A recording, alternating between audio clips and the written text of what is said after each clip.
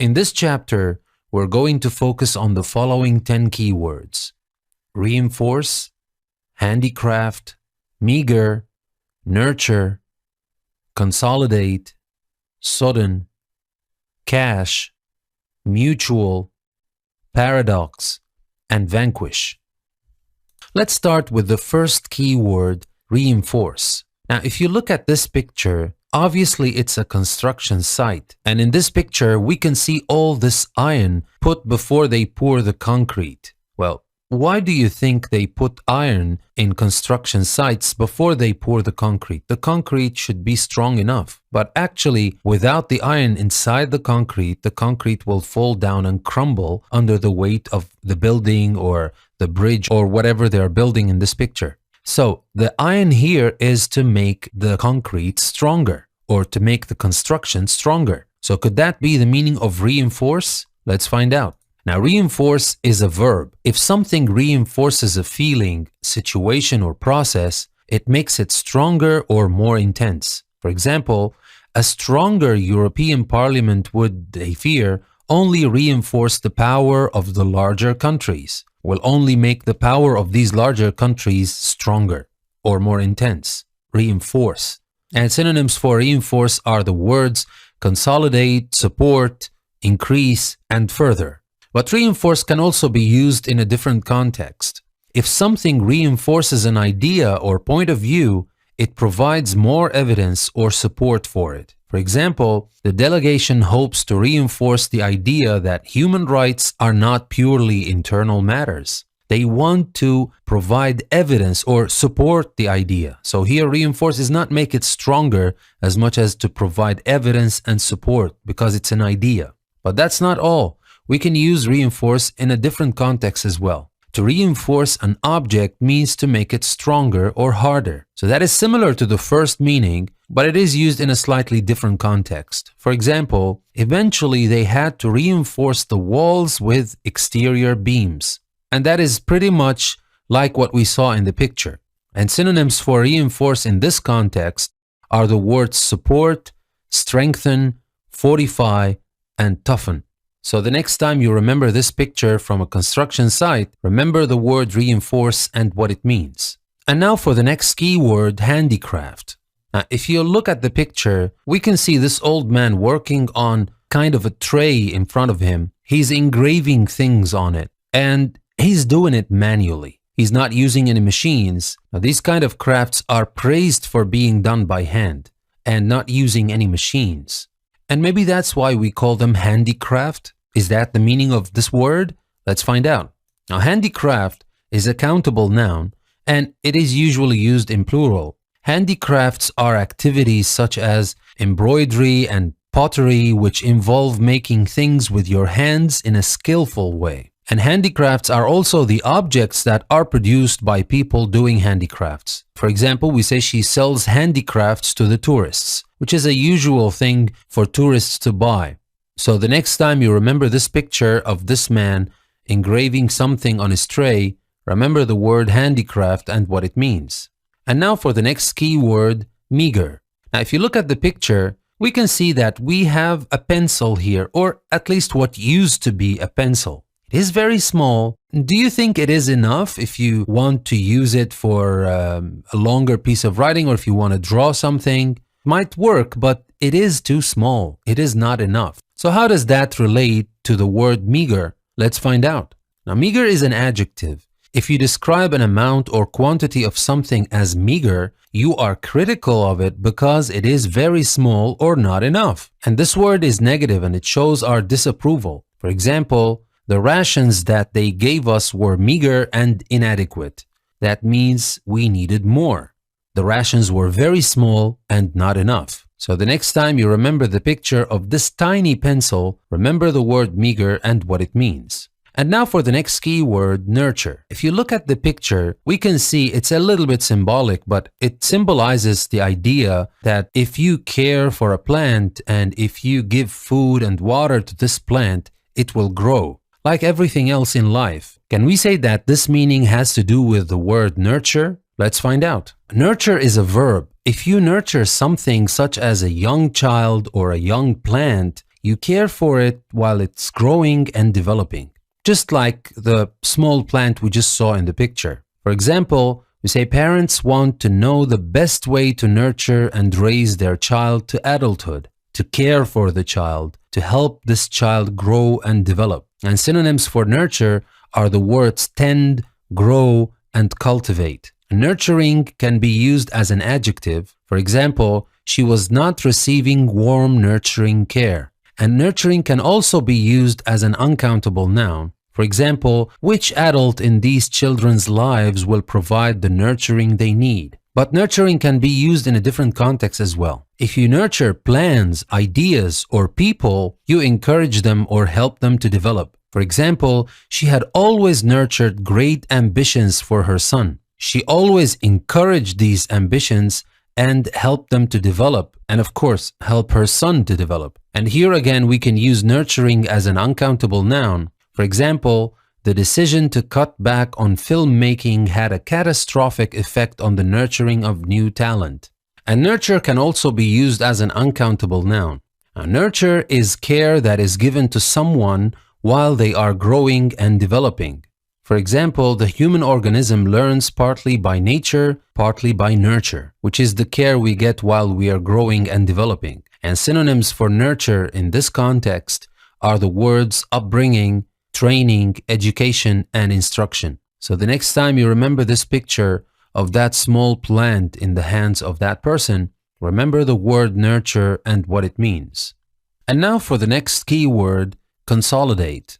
Now, if you look at this picture, we can see this young lady doing some crunches or working out. And we ask ourselves, why do people work out? It might be to lose weight. That's one reason. But the main reason for working out is to make your body stronger and healthier. Could that be related to the word consolidate?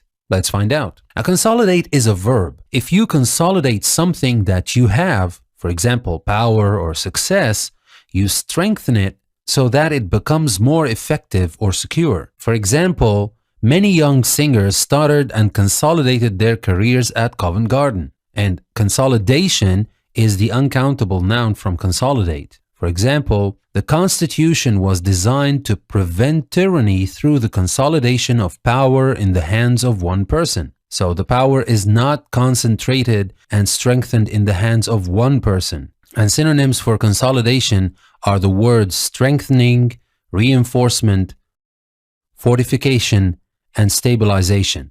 Consolidate can be used in a different context as well. To consolidate a number of small groups or firms means to make them into one large organization. For example, the company consolidated some operations last summer. And synonyms for consolidate in this context are the words combine, unite, join, and marry. So the company consolidated some operations. That means it combined some operations, some small groups to make them one large organization. And again, consolidation is the variable noun from consolidate in this context. For example, this consolidation meant having to reduce the numerical strength of the army. So the next time you remember the picture of this young lady working out, remember the word consolidate and what it means. And now for the next key word, sodden. Now, if you look at this picture, we can see this dog and we can see all this water. And the thing we can tell for sure is that the dog is wet. We don't know if the dog likes it or not, but the thing we know for sure is that the dog is all wet. Do you think that relates to the word sodden? Let's find out. Now, sodden is an adjective, and something that is sodden is extremely wet, just like the dog we saw in the picture. For example, we stripped off our sodden clothes before we catch a cold, for example.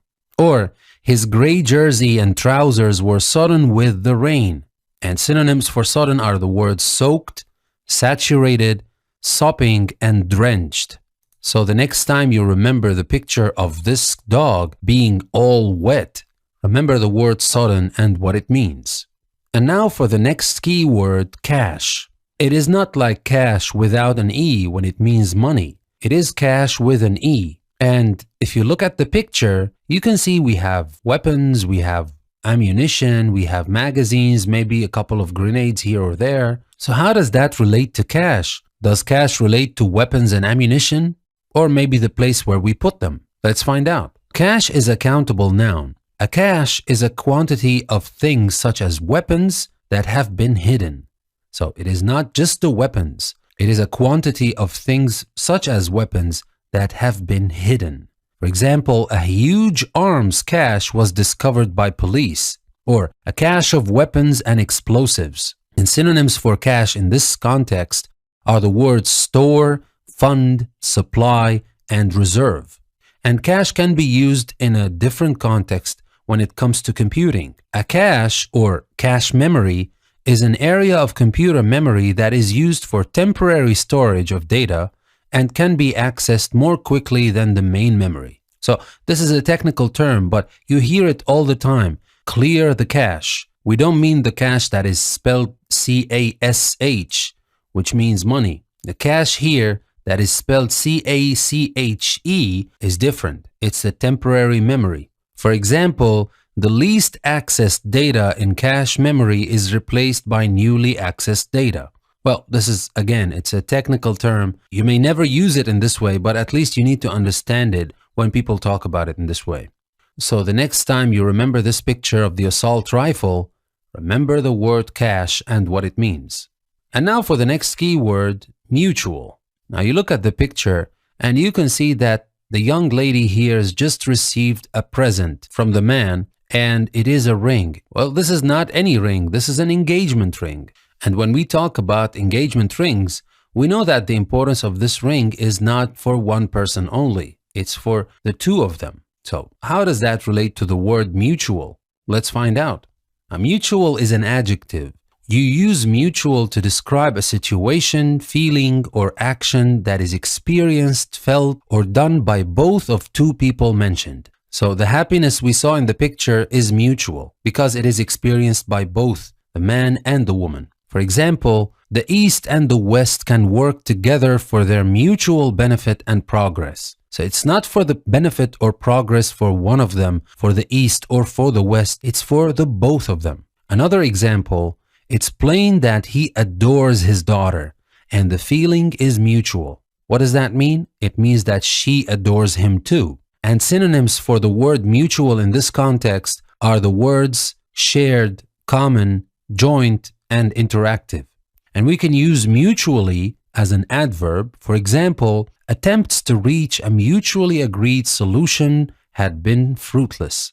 A mutually agreed solution is a solution that is agreed on by both parties, but it had been fruitless. They couldn't get to that solution. And mutual is used in a very common phrase, and that is mutually exclusive. Now, if two things are mutually exclusive, they are separate and very different from each other, so that it is impossible for them to exist or happen together. For example, they both have learned that ambition and successful fatherhood can be mutually exclusive. Now, that means you could either have ambition or successful fatherhood. Well, some people might disagree with this sentence, some people might agree with it, but the idea is a lot of people think about it this way, that you can't have success on both fronts. They are mutually exclusive. And finally, you use mutual to describe something such as an interest which two or more people share. For example, they do, however, share a mutual interest in design.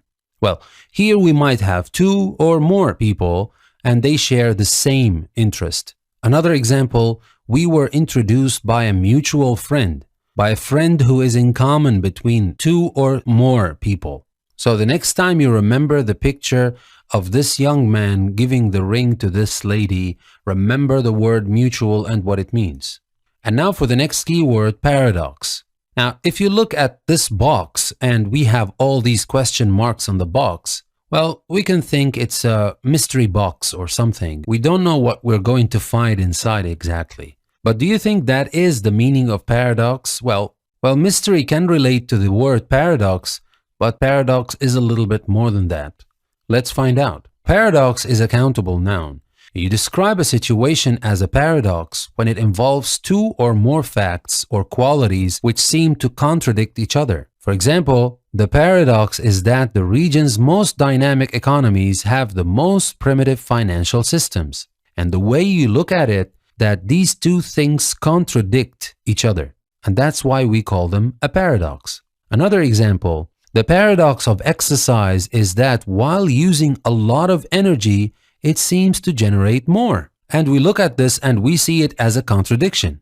So we call it a paradox. And synonyms for paradox are the words contradiction, mystery, puzzle, and ambiguity. And paradox can be used in a different context as well. A paradox is a statement in which it seems that if one part of it is true, the other part of it cannot be true. For example, although I'm so successful, I'm really rather a failure. That's a paradox, isn't it? Well, if you look at the statement, we're saying if I'm so successful, I'm really failure. It could be either successful or a failure. It can be both. So that is a paradox. So the next time you remember this box with all these question marks on it, remember the word paradox and what it means. And now for the last keyword for this chapter, vanquish. Now we look at this picture and we can see it's actually kind of a formal race. Everybody's wearing their formal clothes. Well, of course, that symbolizes the kind of race we have in the office every day. But the idea we want to focus on is this man who's crossing the finish line. It's obvious that he has beaten everybody else. Well, that might relate to the idea of vanquish, or vanquish could be a little bit more dramatic. Let's find out. Vanquish is a verb. To vanquish someone means to defeat them completely in a battle or a competition. And that is a literary word. For example, a happy ending is only possible because the hero has first vanquished the dragons. The hero has defeated the dragon completely in the battle. It's not like the dragon is coming back. It's over. And synonyms for vanquish are the words defeat, beat, conquer, or reduce. So the next time you remember this picture of this symbolic race, remember the word vanquish and what it means. And that's all for this chapter.